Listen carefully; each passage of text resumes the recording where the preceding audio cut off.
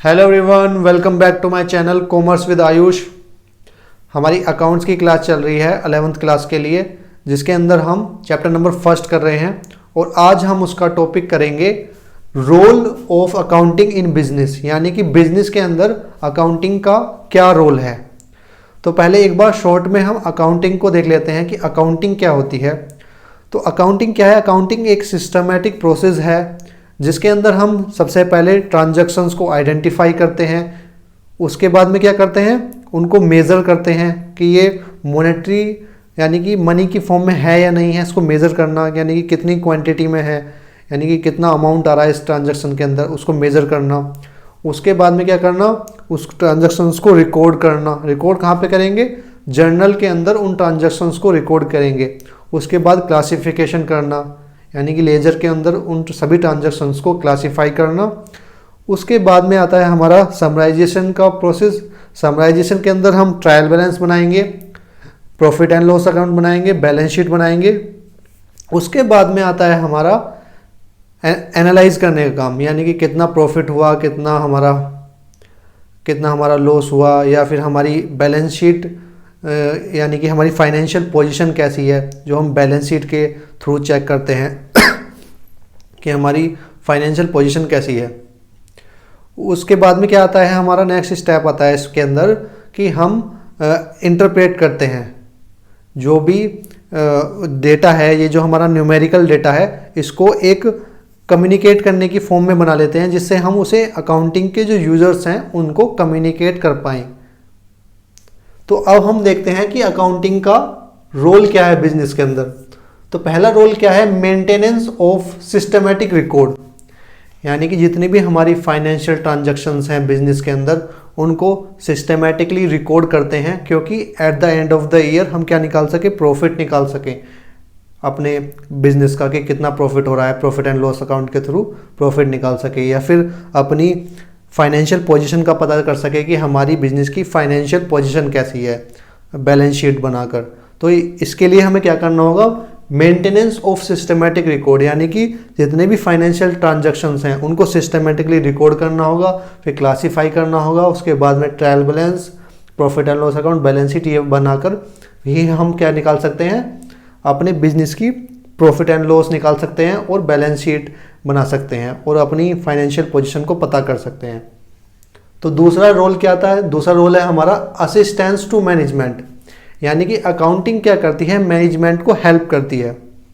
Help किस वे में करती है कि अगर हम प्रॉपर तरीके से अकाउंटिंग करेंगे तो हम प्रॉफिट एंड लॉस पता कर सकते हैं अपनी फर्म का, कि कितना हमारा प्रॉफिट और लॉस हो रहा है, और उसी के बेस पे यानी कि प्रॉफिट के बेस पे तो हम डिसीजन लेंगे कि बिजनेस में हमें कितना इन्वेस्ट करना है, आगे क्या क्या डिसीजंस लेने हैं, कि किस प्रोजेक्ट पे कितना इन्वेस्ट करना है। तो ये हम किसके बेस पे ले पाएंगे? अपने प्रॉफिट के बेस पे ले पाएंगे कि हमारा प्रॉफिट कितना है, और उसके बेस पे हम ये डिसीजन ले पाएंगे कि इस प्रोजेक्ट में हमें कितना इन्वेस्ट करना है। और ये मैनेजमेंट को इस तरीके से भी हेल्प करता है अकाउंटिंग, कि हम पता कर सकते हैं कि कौन सी ट्रांजैक्शन किस डेट को हुई, किस क्रेडिटर को हमने कितना पैसा दिया, किससे कितना पैसा लेना है, कितना किसको देना है। इन सभी वे में हमारी अकाउंटिंग क्या करती है, हेल्प करती है एक तरीके से मैनेजमेंट की। हम कोई भी डेटा कभी भी देख सकते हैं, मैनेजमेंट कोई भी डेटा कभी भी देख सकता है अकाउंटिंग के थ्रू।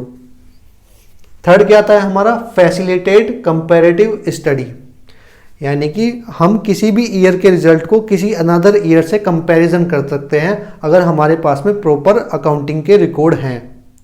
तो ये क्या करता है? फैसिलिटेट करता है कंपैरेटिव स्टडी में अकाउंटिंग। उसके बाद आता है फोर्थ हमारा एविडेंस इन कोर्ट, यानी कि ये एक क्या बनता है? गुड एविडेंस बनता है कोर्ट में। अगर हम प्रॉपरली सिस्टमैटिक वे में ट्रांजैक्शंस को रिकॉर्ड करते हैं, किस बेस पे? एविडेंस के बेस पे, यानी कि अगर हमने कोई परचेज किया है तो उसका बिल होना चाहिए हमारे पास में, अगर सेल किया तो उसका बिल होना चाहिए, यानी कि जितने भी ट्रांजैक्शन है उनके सबके इनवॉइस हमारे पास में होने चाहिए। तो अगर हमारे पास में सिस्टमैटिकली हमने ट्रांजैक्शंस को रिकॉर्ड किया है, तो हम कोर्ट में अगर हमारे पास में कोई केस होता है हमारे बिजनेस के ऊपर, या हमें कुछ इनकम टैक्स फिल करना है, या मतलब कुछ भी है, तो उसके लिए हमें एविडेंस के तौर पे हम कोर्ट में उन्हें पेश कर सकते हैं अपने अकाउंटिंग के, अगर हमने प्रॉपर तरीके से अकाउंटिंग की है। तो उसके बाद में आता है पांचवा, proper accounting record obviates the necessity to remember business transactions.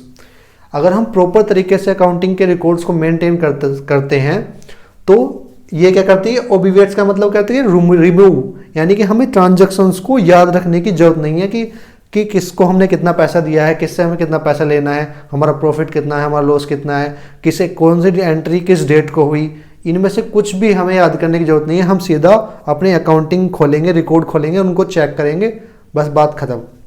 हमें कुछ भी माइंड में रखने की जरूरत नहीं है, हम बिल्कुल फ्री माइंड रहेंगे, इसका मतलब ये है। उसके बाद में आता है छठा हमारा, फैसिलिटेट रेजिंग लोन्स। हम जो लोन हमें बिजनेस को, यानी कि बिजनेस को जो लोन प्रोवाइड करती हैं फाइनेंशियल इंस्टीट्यूशंस हो गए, बैंक हो गए, तो ये किस बेस पे करती हैं, हमारे अकाउंटिंग के बेस पे, यानी कि हमारे जो प्रॉफिट और लॉस है, हमारी जो फाइनेंशियल पोजीशन है वो कैसी है, हमारे बिजनेस का टर्नओवर कैसा है, तो इन सभी के बेस पे ये क्या अकाउंट, ये जो हमारे फाइनेंशियल इंस्टीट्यूशंस हैं ये हमें क्या करते हैं, बिजनेस को लोन प्रोवाइड करते हैं। तो ये लोन प्रोवाइड करने में अकाउंटिंग हमारी हेल्प करती है।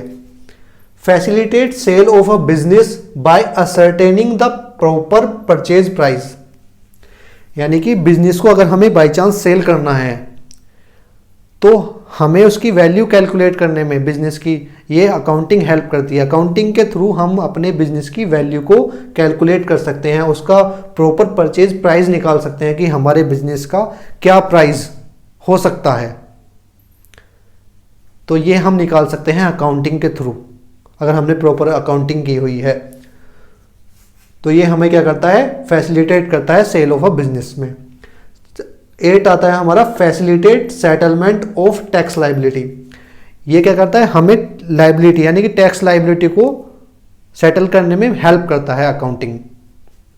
किस तरीके से, अगर हमें इनकम टैक्स पे करना है, हमें जीएसटी पे करना है, तो वो हम किसके बेस पर करेंगे, अगर हमने प्रॉपर अकाउंटिंग की हुई है उसी के बेस पे करेंगे। हमारे प्रॉफिट एंड लॉस निकले हुए हैं, हमारी बैलेंस शीट प्रॉपर तरीके से बनी हुई है, तो उसी के बेस पे हम क्या करेंगे, अपने इनकम टैक्स वगैरह पे करेंगे कि हमें कितना प्रॉफिट हुआ, उसके ऊपर हमें कितना इनकम टैक्स पे करना है और जीएसटी कितना पे करना है, वो किसके बेस पे करेंगे, हम अपने हमारी अकाउंटिंग के बेस पे करेंगे। तो ये हमारे क्या हैं, रोल हैं अकाउंटिंग के। ओके गाइज, आज के लिए इतना ही बस।